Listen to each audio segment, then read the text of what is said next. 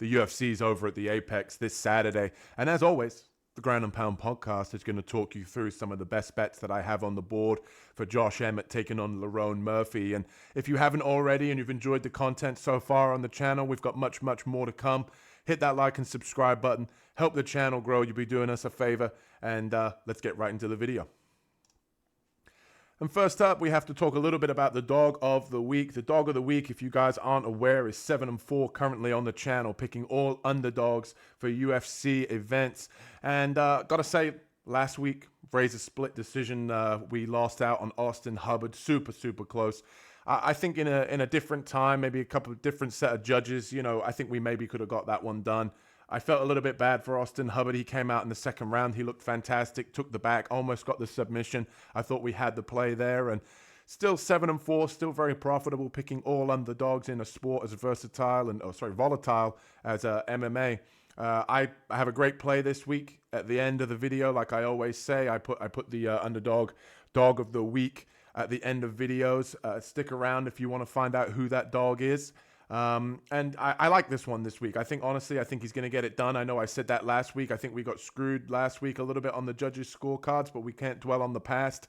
But speaking of the past, last week, 10-12 on picks, but the bets just got a little away from us. And I think, honestly, one of the main factors there was Lazy Boy had a stinker, which cost us one parlay. And with our dog of the week play with Austin Hubbard, we lost that decision, like I mentioned, and still made a quarter unit. We're still up. We're still in the green, which is what we like. I just could have been a little bit more. Maybe I'm being a little bit greedy, but Carlos and I both on the full card breakdown, we both managed to go 10 of 12 on picks. So very successful in terms of picks last week. We saw the card, saw the board very well. And without further ado, man, let's keep that momentum rolling. Let's see if we can put some more money in the pockets this week, and let's get into the bets.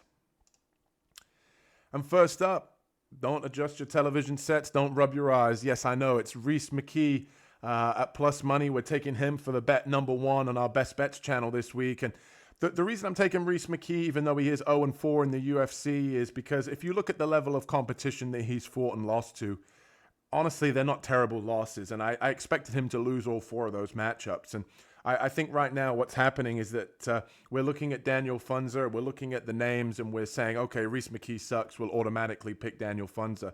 And when I watch tape on Daniel Funza, I got to say, the guy has absolutely no takedown defense. If you're Reese McKee's corner, you're Reese McKee's coaches, you've literally got to see that on tape and say, hey, we've got to grapple with this guy. We got to take this guy down. He has zero takedown defense. He had his opponent hurt on Contender Series, and he basically was absolutely out on his feet. His opponent shot at his legs, even though he was slightly unconscious, and was still able to get a takedown. So Reese McKee has shown in his last fight against Chidi Njokuani, in that fight, he showed an ability to grapple and clinch, which I really like. Chidi Njokuani has also been on a tear so far at welterweight. He's looked very good, so not a terrible loss there. And Reese McKee was having success in the striking. He looked good in there, good defense, fighting long behind the jab. In this matchup, he has a 5-inch reach advantage. I honestly think it won't even come down to the striking. I think Reese is going to show levels above on the ground. I think he's going to get this fight to the ground. I think he's going to look for a submission. I think he beats him up on the ground, finally gets a submission. I'm just going to take him here at plus money. We're going to talk a little bit about a prop later on that I like. But I think ultimately, I think Reese gets it done here. I think he's being undervalued, and I think everybody should really go look at Daniel Funza's takedown defense. I think it's a absolutely gaping hole in his game. I think that Reese comes in here. I think he gets it done with the ground game. And next up, we have Vanessa Demopoulos taking on Talita Alencar. And I like Vanessa in this matchup. I think, to be honest with you, I think that what people are doing in this fight, and the reason that they're looking at Talita Alencar and picking her, is because they're seeing Vanessa's last performance where she got submitted. That couldn't be further from the truth. The lady that she fought in that last fight cheated. She hooked the glove in order to be able to find the arm bar on Vanessa. And until that point, until that fight, Vanessa had never been finished inside her professional career. So that was actually the first time she'd ever lost inside the distance and been submitted. If she loses, it's usually a decision. And I think in this matchup, people are just looking at that performance and saying, well, Talita Alencar is high-level BJJ. She's a Pan Am Games champion, world champion in Brazilian Jiu-Jitsu, et cetera, et cetera. She's got all the credentials, but she doesn't have the wrestling to get fights to the ground. Because of that factor, I went through and I looked at her tape, and she has respectable striking. She can mix it up on the feet, but ultimately where she's very good is on the ground, but she can't get the fight there. So I think in terms of this matchup, I think Vanessa keeps it on the feet. I think she's the better striker. I think she's proven in terms of her UFC competition that she's fought up until this point. I think she's grittier. I think she's tougher. I think her cardio's better. I don't necessarily think it'll be a finish. I think Vanessa gets it done on the judges' scorecards. Talita Alencar is very tough. However, I just think that Demopoulos can basically decide where this fight goes. If she wants to keep it on the feet, she can. If she wants to wrestle, I think that she can. And also, guys, pay attention to the fact that if you look at Talita Alencar's record inside grappling, inside BJJ, a lot of the people that she's finishing in MMA or in grappling, they're very low level. If you look at the women she's been able to submit inside her MMA career, they're 1-1, terrible records. When she fights people who have some sort of credential, some sort of idea what they're doing, most of the time it's points, decisions. It's not necessarily a dominant submission victory. So, and it's the same with grappling. When she's fighting in grappling tournaments, a lot of the time it's really just top control points, things like that. So I just don't necessarily see her path to victory here. I know a lot of people like her by submission this week, but I think we're getting Vanessa still at even money, and I like that play. I'm not telling you guys what to do with your money, but I know what I'm going to be doing with mine. We're going with Vanessa this week to get it done. I think she's a better fighter everywhere, and I think she comes in here to prove a point after she got screwed in her last fight. And next up, we have the confident play, and it's a nice segue for me to talk a little bit about the first leg of our confident play, and this is the one I have the most money on. Basically, fight goes the distance in the Talita Alencar and the Vanessa Demopoulos fight. Both ladies, hardly ever get finished unless their opponent cheats and hooks the glove. But both of them tough, gritty. Most of the time, their fights are going to decisions. It's a nice little easy parlay booster here for us, and I think it comes through. I think it's going to end up going the distance. Very easy first leg. And then we have Diani Barbosa. I mean, she's going to smash this girl, Babita. Oh, I can't know how you pronounce her name. She's going to come out. She's going to get the takedown. She's going to be able to find the submission and ultimately get it done here. She's a big favorite for a reason. Credentialed in terms of her black belt, in terms of getting fights to the ground and finding the submission. Her opponent's basically head is on the way out. She's talked about leaving and what she's going to do after her contract runs out after this fight and opening a gym. And I think this is just a payday for her opponent. I don't think that she's actually necessarily taking this fight a whole seriously and looking to, extend and get to a title. I think Barbosa comes out here. She makes a statement early, and I think she gets a takedown and finds a finish on the ground. I like her as a second leg here in our parlay. And then we have Lerone Murphy, man. I like Lerone Murphy, 15-0, athletic striker, can mix in grappling. And I've taken him by KO or decision here purely because of the fact that I think it gets the odds down, obviously, closer to minus 110. I try and get you guys as close to even money as we can for the slam. I like Murphy in this matchup. I think he's a much more athletic fighter. I think the speed on the feet is going to be very noticeable. I don't necessarily see a whole lot of grappling here, but Murphy was able to stay on the feet with Barbosa for 5 rounds, and he looked good in that fight. He didn't necessarily slow down. He had to weather some adversity in that fight, and I like him here to get it done and make it 16-0. And don't get me wrong, Josh Emmett has power in the hands, but that's kind of the only way that he's going to be able to win fights, I think, at the age of 40. They say that power is the last thing to go for fighters, so Emmett can always land one big shot, but you could make the argument that anybody could land one big shot in an MMA fight, and that's not a reason to pick them. So, like I said, I think Emmett's only path to victory here is if he lands a big punch. I don't see that. I think Murphy can stay safe. He can win a very unanimous decision here and ultimately cash us the confident play as the third leg in our parlay. And next up, we have the chalk play, and this one, man, I had to redo this one. That's why the video is getting out a little bit later, because one of the legs was Kennedy Nzechukwu, and unfortunately, he had to pull out due to a knee injury. So had to take him out, had to find some more chalk to throw in the parlay to get to almost even money. And Yeah, we ended up going with Luma Lukbumi, and Luma Lukbumi should finish Estela Nunes. Estela Nunes isn't UFC level quality opponent. I believe 4 of the 5 losses she's had have all come inside her being finished. Luma is on a 3-fight win streak. She's a huge favorite in this one, and rightfully so. Muay Thai style striker. I think that she gets it done on the feet. She might even get it done on the ground, honestly. She's shown improvements on the ground. The only 2 people I believe that she's lost to is Lupi Godinez and Angela Hill. So ranked, credentialed fighters. Estela Nunes, is probably the worst female fighter inside the UFC. I think she gets it done here on short notice for Estela Nunes. Estela Nunes is on short notice. Luma Lukbumi, I think she gets it done here and probably gets a finish, if I'm being honest.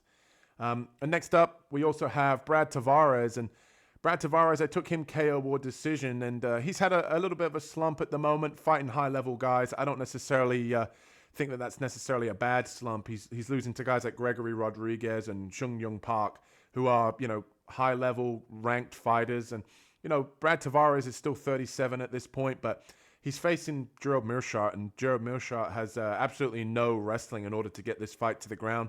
Brad Tavares has excellent takedown defense, probably some of the best in the game. And I think if this is mostly a striking matchup, I think Brad Tavares is definitely the more credentialed boxer and the more credentialed striker out of the 2. Gerald Meerschaert is somebody that's going to come forward. He's very, very hittable. I wouldn't be surprised if Brad Tavares put out the lights of Gerald Meerschaert in this fight. And I think that this is kind of a get back on track for Brad Tavares in this matchup. And he's the second leg of our chalk parlay. And the one that I had to replace it with the Kennedy Nzechukwu is the over 1.5 in the Murphy main event with Josh Emmett. I think the over 1.5 here, I think it hits. I think that it's a very safe play. I think this one goes longer. I think both guys are going to come out measured. I think they know there's a lot on the line, especially high up in the rankings. I think Murphy knows the power of Emmett, and I think that he's going to fight on the outside and fight a more strategic kickboxing game plan and avoid the big shots. So I think that means it goes longer. There might even be some clinching and some takedowns, kind of stall out and maybe even drag some of the power out of Emmett's arms from Murphy here. So either way I see it, I think it goes over 1.5, and that's our chalk play of the week.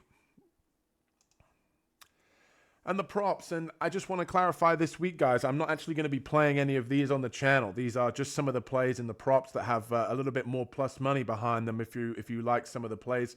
Purely because, for example, like, Reese McKee in this matchup here, he's plus 275, but I'm already betting him as a dog, so I don't want to be overly exposed on one fighter, especially someone like Reese McKee. But yeah, I like him inside the distance here. I think that he can get it done on the feet, but as I mentioned in the breakdown earlier, I like him to get it done here on the ground. I think he can come out. I think he'll probably get a submission, if I'm being honest.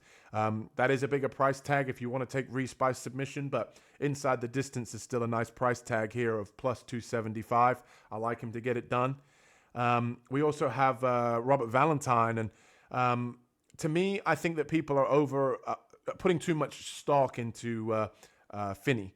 I think that people are overlooking Valentine here. He's 6'2", taking on 5'8". He's credentialed on the ground, very much kind of like Yuri Prohaska, very awkward, very unorthodox, very hard to prepare for. And I think the long legs and the long limbs might surprise Finney in this matchup. I think that Finney's going to look to get the takedown, and I think that Valentine's live off of his back to maybe find a submission. Ultimately, even if you want to take him inside the distance, it's still plus 300. I think that could be live, and I think there's a lot of value in that. Like I said, not playing these, just something to give you guys something to think about, some angles that I like. And one angle that I do like as well is I think that Daniel Santos, I think inside the distance is it's basically a solid play. If you think he wins, I think he probably gets it done inside the distance. The reason for that is the shooter box fighters, they all come out very aggressive, training with Charles Oliveira. Most of the time, they're always looking for a finish, and that's usually how those guys get it done. Davey Grant has had 5 submission losses. Santos is a fantastic black belt on the ground, constantly training with Charles Oliveira. I think if he comes in here and he wrestles, I think he could also find a submission as well. I'm going to take the inside the distance for you guys here on the best bets, purely because, again, he might also get it done in terms of on the feet. He might necessarily take back control and throw ground and pound and get Davey Grant out of there like that. But I like him here. I think that inside the distance is a great play. especially a 39-year-old Davy Grant who at any moment could fall off the cliff in terms of durability and his UFC career. So I like Santos inside the distance. Again, guys, not playing these on the channel, just something for you guys to look at, for you guys that are hungry for the plus money. Just gives you guys something to whet your appetite a little bit there. And there we have it, the dog of the week, the moment you've all been waiting for. And this week we're going with Pedro Falcao, man. I like Pedro Falcao in this matchup against Victor Henry. Victor Henry at this point, 37 years old. And like I mentioned with Davy Grant, it's really difficult to predict when these older fighters are going to fall off of a cliff. But Victor Henry got submitted by guillotine by Charles Jourdain in his last fight. Pedro Falcao is a third-degree black belt, training with the likes of Jose Aldo and some of the high-level Brazilian fighters over there in Rio de Janeiro, Brazil. And third-degree black belt, man, he's no joke. In his UFC debut, he took that fight on 4 days' notice and was able to push a pace. He was able to look for takedowns. He was able to get Victor Hugo's back. And control him for the whole first round and ultimately win that first round. But from then onwards, Hugo was able to stuff the takedowns. And the thing I noticed here is that he's just tenacious. He implements grappling, and that's one of my keys to victory. He will constantly look to grapple. He will constantly follow a game plan. Even when he's getting tired, he will push. He is gritty. He will always look for takedowns. And I really like him in this matchup because I know that Victor Henry is somebody that will look to not necessarily accept takedowns, but he will look to grapple himself. And I think that will get him in trouble here in this matchup with such a decorated black belt in Falcao. I think if he comes in, I think if he uses that same game plan of push the pace and use high-level grappling that he has, I think he'll have a lot of success in this matchup. Another thing I really want him to do in this matchup is control. I think if he comes in and he spams takedowns, I think it will get predictable. However, if he can control positions and clinch up against the fence and make the fight dirty and not necessarily, just constantly shoot for takedowns, when he gets the back of his opponent or he gets in a dominant position, use that control, set up the body triangle, get the hooks in, ride out these rounds in positions that you're very, very credentialed in and win rounds like that. And then also make it dirty, man. I think that what he needs to do is in moments where, he's at space or they're in the striking. We haven't seen too much of Pedro Falcao striking. However, he does have striking, but what he can do is he can make the fight dirty in the clinch, uppercuts, knees, then go in for takedowns. And also on the feet, swing the overhand, swing some wild shots to help you set up your takedowns. Get him thinking about the striking, mix in the grappling. Don't just be one-dimensional. Make it dirty. Give the judges something to score for a guy like Victor Henry, who's shown that he might be on the decline in his last fight.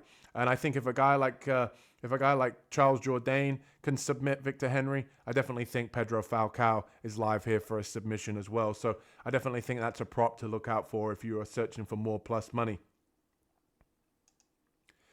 And just a quick little breakdown, guys, of all the best bets. I'm not going to talk too much about it, but if you guys want to take a little screenshot, it shows you all of the plays for the week so you guys can track it. You guys can keep an eye on it if these are the plays that you like, and these are the ones that we're playing on the Best Bets channel over here on the Ground and Pound podcast.